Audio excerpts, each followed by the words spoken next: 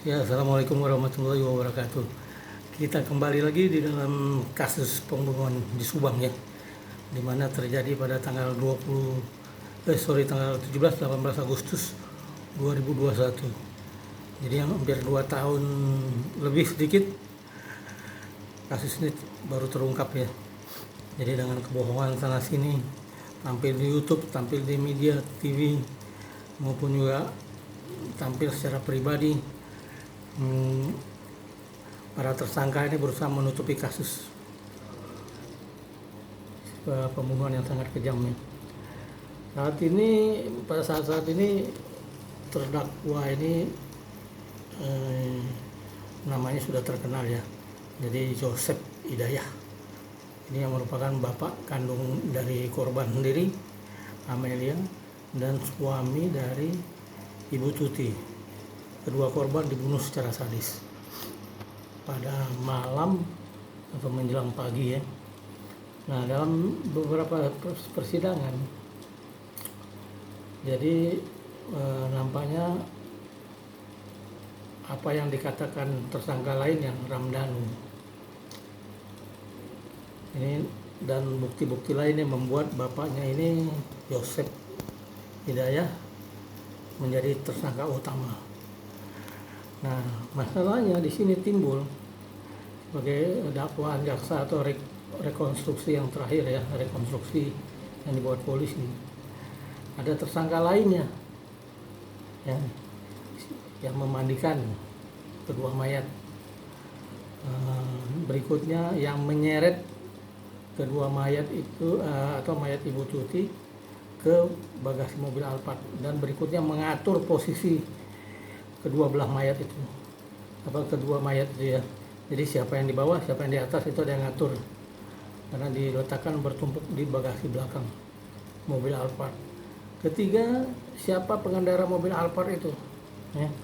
Jadi 3 adegan ini pelakunya belum terbukti siapa. Nah, apabila dalam persidangan ini nantinya ke depan, terutama Ramdhanu gagal menjawab pertanyaan atau debat pada persidangan, kemungkinan tersangka ini atau terdakwa ini Joseph Subang bisa bebas. Kemungkinan besar seperti itu. Dan Ramdhanu sendiri bisa ditahan karena membuat kebohongan jadinya ya. Nah, ini nanti kita lihat nih persidangan berikutnya terkait Ramdhanu. Apakah ada tanya jawab nantinya, konfrontir ya. Nah, ini bagaimana ke depannya ya, terutama yang terkait keberadaan orang yang memandikan jenazah atau yang ikut memukul Amel, dan juga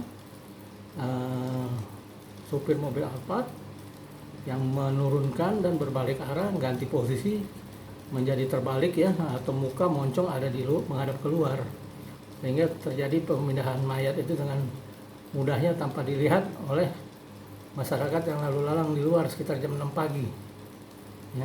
Siapakah sopir Alphard?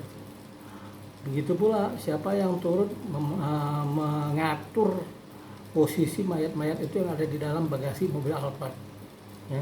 Siapa duluan di bawah, siapa duluan di atas, atau sebaliknya gitu ya. Itu ada yang ngatur.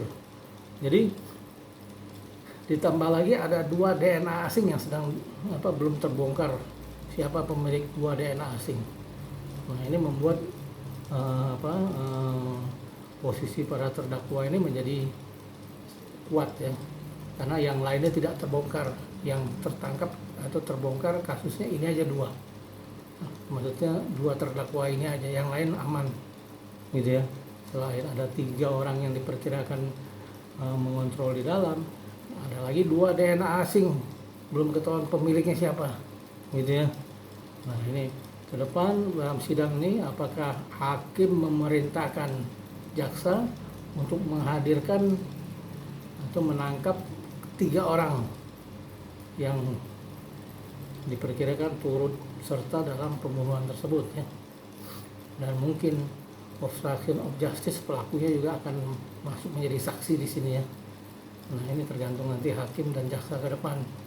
Nah, ini sidang ini akan berlangsung seru sampai 6 bulan ke depan ya. Makin ramai. Jadi kalau lihat sidang untuk Joseph saja itu sudah memakan waktu kira-kira hampir 2 bulan ya, gitu loh. Jadi satu orang aja itu sekitar hampir 2 bulan belum tuntas ya. Nanti ada satu orang lagi 2 bulan lagi. Jadi untuk Ramdhanu berikutnya ambil kesimpulan putusan hakim 1 bulan. Jadi yang paling 3, 4, 5 bulan ke depannya baru ada putusan hakim. Nah ini yang untuk yang 3 saksi apakah akan ditahan